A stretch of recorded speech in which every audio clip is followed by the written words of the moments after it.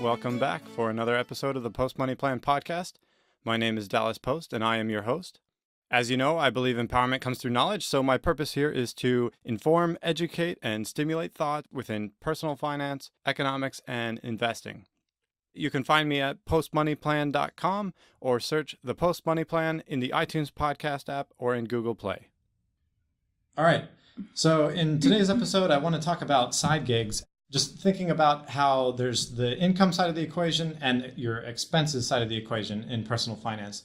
And a lot of times people get too focused on the expenses side of the equation and stop thinking about how they can increase their income.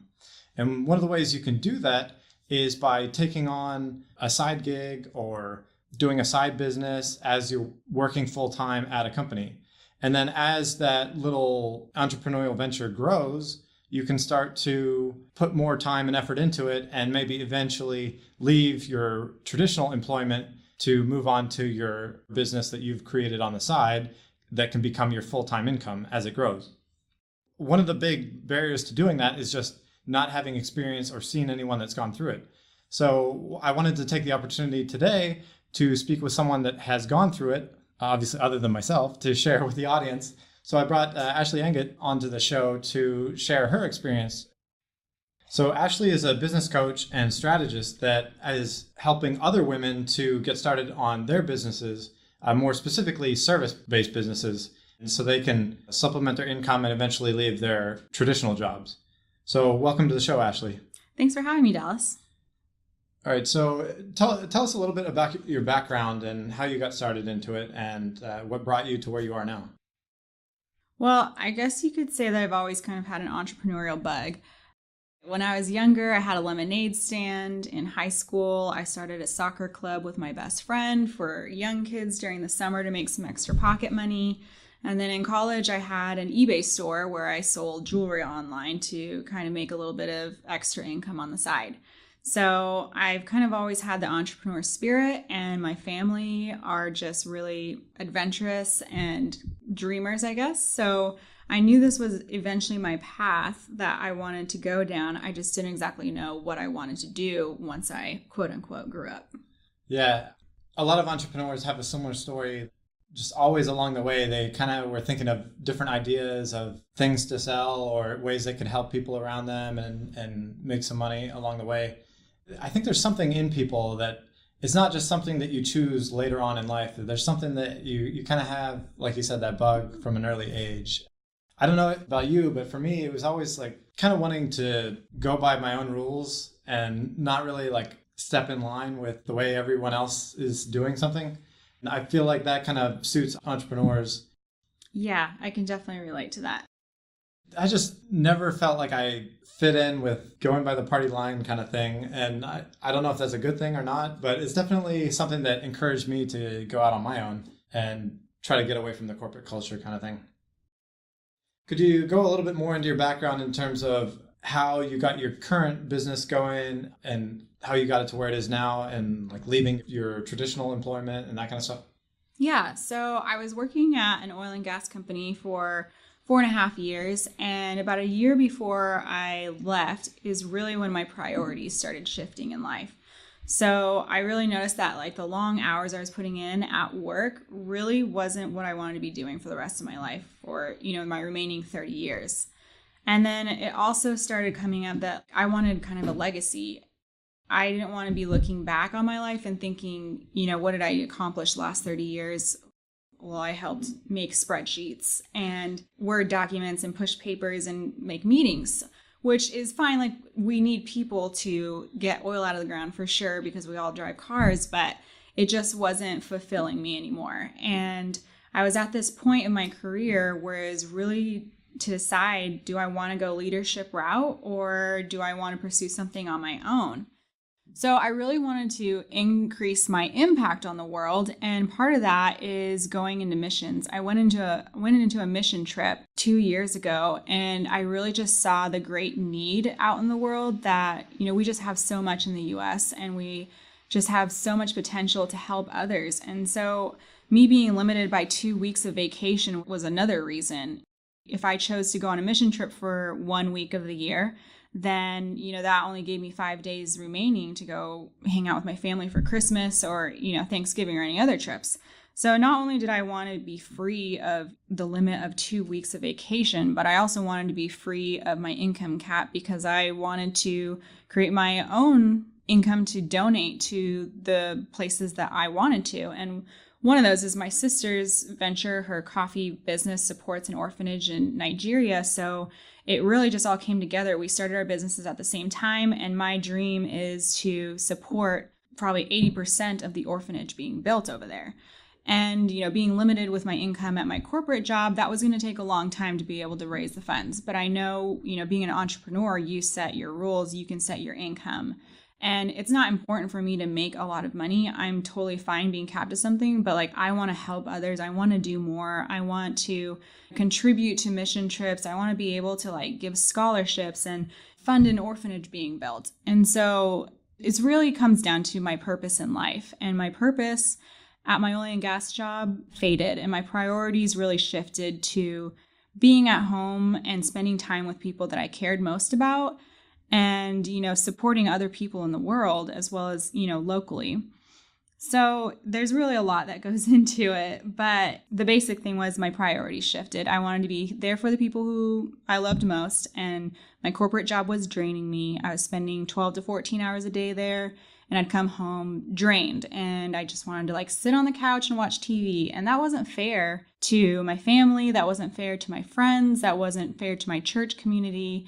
They were getting the worst part of me. And, those are the people that I cared most about. I wanted to be able to set my schedule. And, if I only want to work 6 hours that day or maybe take a day off because, I've been working too much, then that's totally possible. So I really just wanted to get out of the corporate grind, set my own schedule, be able to, spend my time where needed, either on missions abroad, at home, with my family, go visit my parents. They're moving to North Dakota, and I didn't want to be limited on seeing them. It's funny because I had a similar experience in terms of feeling unfulfilled in the job that I was doing, in terms of wanting to make an impact.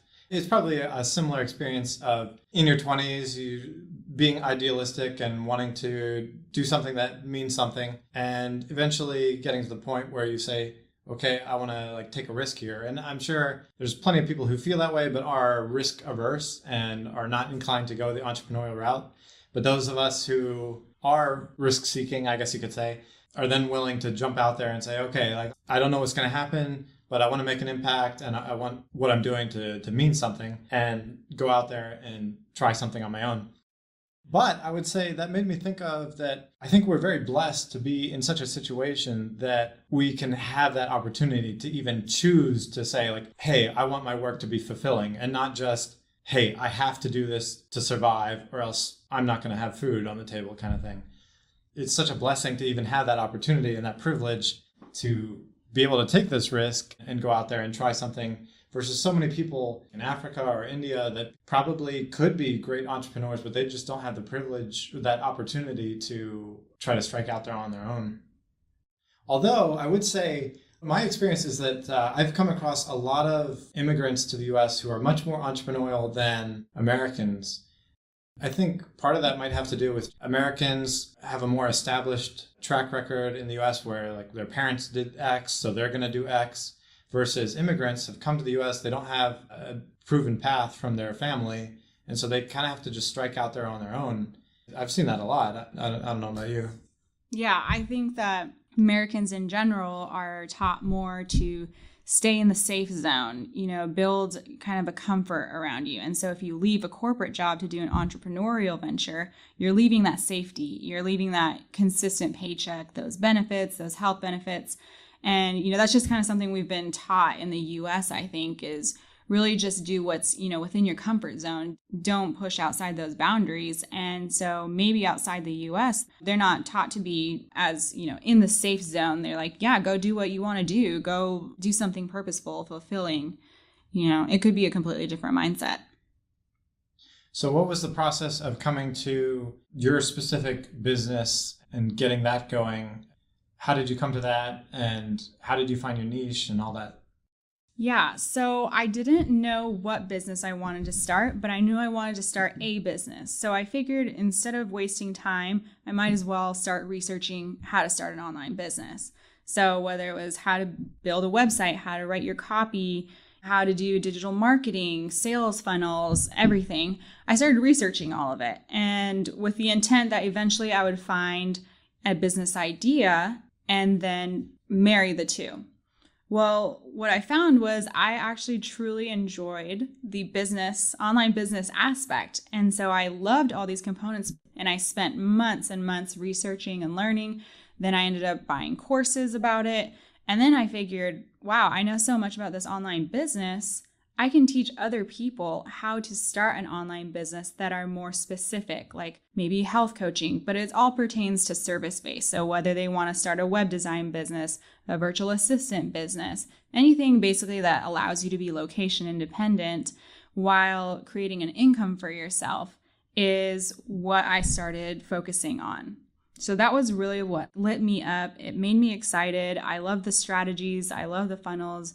I love everything, the psychology behind it, everything that goes into it. And so that's kind of how I landed on business coaching. It was kind of an accident because I didn't know that that was what I was going to do. I just started researching online business, strategies, tactics, and then I became a business coach.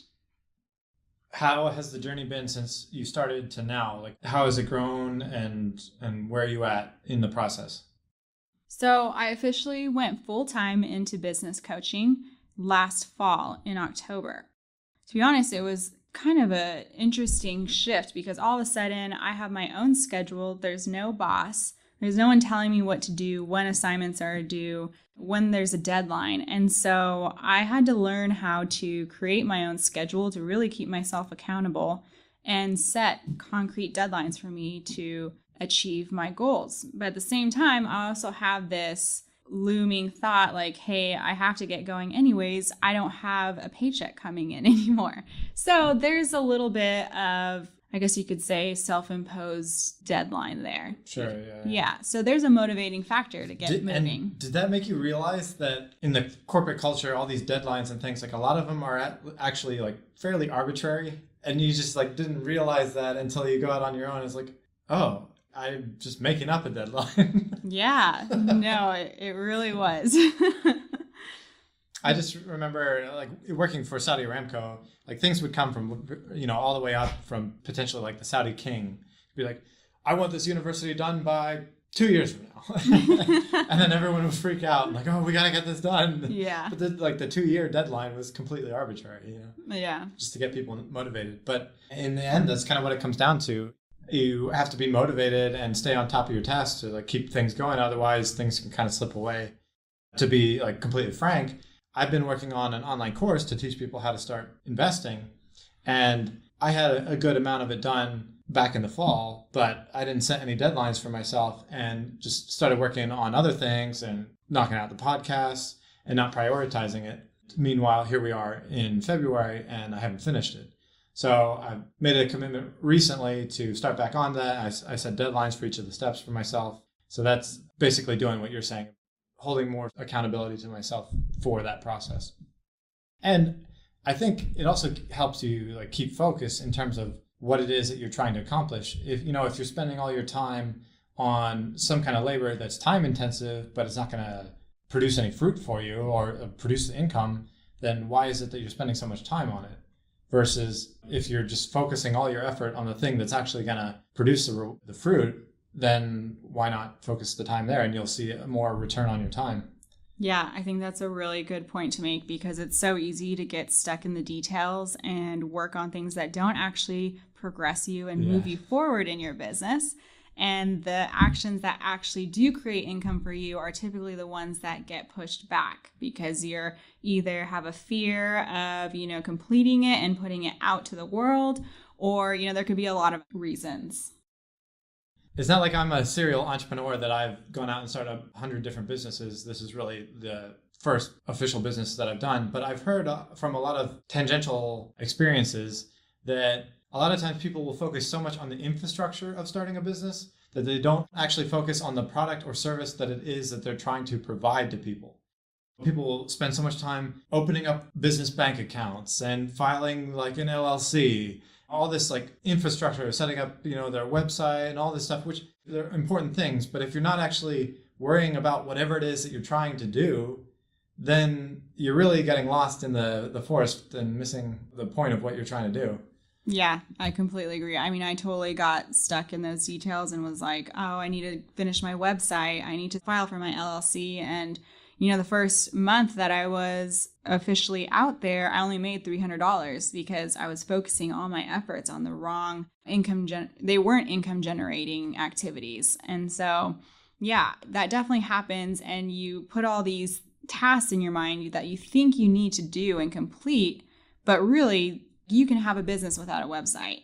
You can provide a service without graphics or social media or any marketing. You can go to your next door neighbor and offer your service and make a sale right there. So it's really easy to get hung up in the details and be working on things that don't actually get you anywhere. That's why I think it's so important to really think about your strategy and what it is you're trying to accomplish before you start getting busy on tasks. It's so easy to get busy, like you said, on the details and just work. But just because you're busy doesn't mean you're doing something good. And that's another surprising thing too. You can be very not busy and be producing a lot, or at least making a lot more money than if you were really, really busy and working hard, but just working in the wrong way or working on the wrong things. It's such an easy temptation to fall into or just get distracted.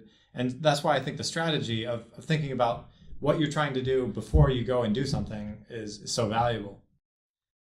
Okay, so how did you think about your finances in making the jump to leave your full-time position to then take on your business full-time? So I had saved up about $5,000 and I had that as a cushion in my bank account. Of course, I would have liked a lot more, but that was what I had at the time. And thankfully, I never went in debt. I still haven't. And now I'm making a consistent income, but it's really just a decision. I decided that the investment, aka me, I was going to succeed and I was going to make it. I think it's really comes down to about mindset. If you get the right support, if you have the right tools, if you have the accountability and the drive, like you will make it work. That's kind of how I exited corporate, was with $5,000 and the desire to succeed. Did you have to change how you were saving? Like how much in advance did you have to change the way you were doing things with your finances to prep that? I pretty much quit eating out. I would just put everything into my bank account and basically put my credit card away so that I wouldn't be tempted. Of course, I paid my bills, I paid my rent, and I allowed myself to go out to eat once per week. But really, there was no online shopping. I stopped AmazonPrime.com. I shut it down. I stopped purchasing everything because my priorities shifted. I knew I wanted to exit the corporate world and I started saving. So yeah, it really just I changed my lifestyle dramatically in order to save the $5,000 and get going. So I kind of had a similar experience in terms of planning strategy on my finances as the way you were saying it. I think it's wise for people to be putting part of their paycheck into 401k or IRA and those kind of things and saving up for retirement. But I was kind of thinking of this from, when I started my last job, the benefits that they offered for 401k were very de minimis. And I wasn't planning to be there for super long anyway. But then once I had worked there for a little while, I really identified that that wasn't the place for me and not the direction that I wanted to be taking. So I actually wasn't putting any money into retirement accounts whatsoever because I didn't want the money that I was saving to be locked up away in retirement accounts that I couldn't touch. So I was basically accumulating all my money in checking, basically, because I was only spending, I'm not sure on the exact numbers, but I think I was only spending half my salary or something like that, maybe even less. It didn't cost me that much to live, and I was saving a ton of money. So it was very easy for me to quit. There was no financial concern, basically, which left me a ton of breathing room in terms of jumping into building my own business, giving myself plenty of time to get going and not be stressed. I think a big downfall for a lot of entrepreneurs in getting a business going is being stressed about the funding. and having to spend so much time on fundraising and not actually focusing on what it is that they're trying to do. That's just kind of a necessary evil a lot of times. But if you're able to do, like you said, and have a cushion that's going to give you some breathing room for a little bit, then that enables a lot of flexibility that otherwise you might get sidetracked again on the details of like, okay, I have to have the money set aside, and can end up killing a lot of potentially good ideas. Maybe it's a great business, but you don't have the money, and then you get stuck like, oh, I don't have the finances and I have to give up before maybe it can actually come to fruition. So in terms of your successes and failures so far, what would you say has contributed to some of your successes along the way so far? I would say the biggest contributor to my success is my support and my community. My family has been super supportive and they're always encouraging me. And then, also my friends, they've been very open about it. They've been very encouraging, very supportive. And then I have my online entrepreneurial community. So I think it's really important to find like-minded individuals that are in your same stage so that you can weather the ups and downs of entrepreneurship. And then the last final contributing factor is that I actually hired my own online business coach so that I wouldn't have to weather the trial and error times, and I could fast track my results, fast track my success so that I could begin making an income right away. She also provides that accountability for me, and she's kind of an unofficial boss, if you would say. Yeah. So she knows, when I should be hitting certain milestones, what I'm doing, what I'm not doing. She has this outside perspective, and she knows and she can see when I'm holding back. So it's really been beneficial to have her there, as well as just like my loving community that when I don't have a great week, that they're there still to support me. My boyfriend's very supportive. I would definitely say if you're going to start your own business, have a positive, optimistic, and uplifting community that's going to support you no matter what. Yeah, because it's definitely not going to be an easy road. I've never heard a story where it's like, oh, it was just like so easy. I just like started the business and I made $1 million the first year. Yeah. Actually, you do hear that from like the basically scams. Yeah, that's never true. If they're saying that, there's something wrong. Or pyramid schemes. Yeah. Yeah, 1,000% return on your money in the first year. Okay, well, what about some of the things that have been like shortcomings or things that you wish you had done differently or some failures along the way? Yeah.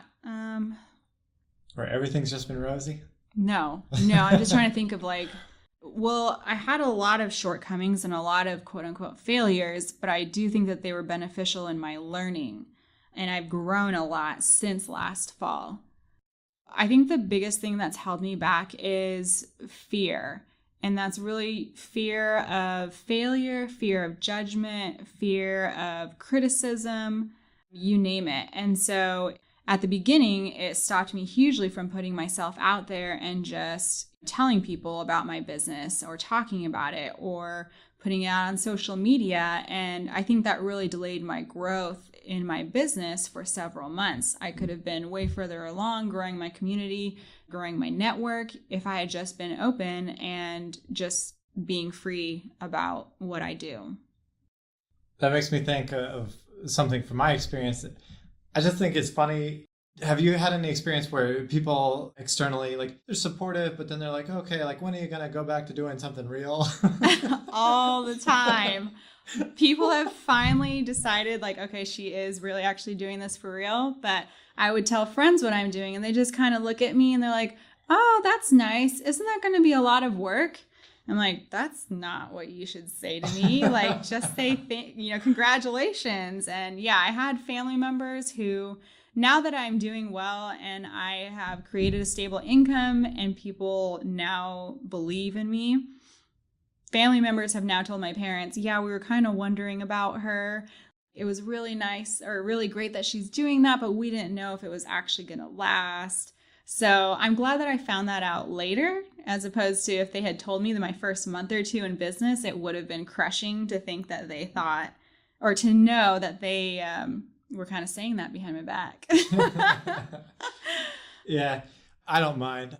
all my family and friends can think like, oh, he's just messing around and playing tiddlywinks or something. But like, as long as I can keep making it happen, then I'm happy to defy the naysayers, which is why I really have enjoyed having my finances in order and able to support the vision of what I'm trying to do. Because going back to what you said before, in terms of doing something that you believe in and that you think is meaningful and has impact, is really motivating and goes a lot further than just money.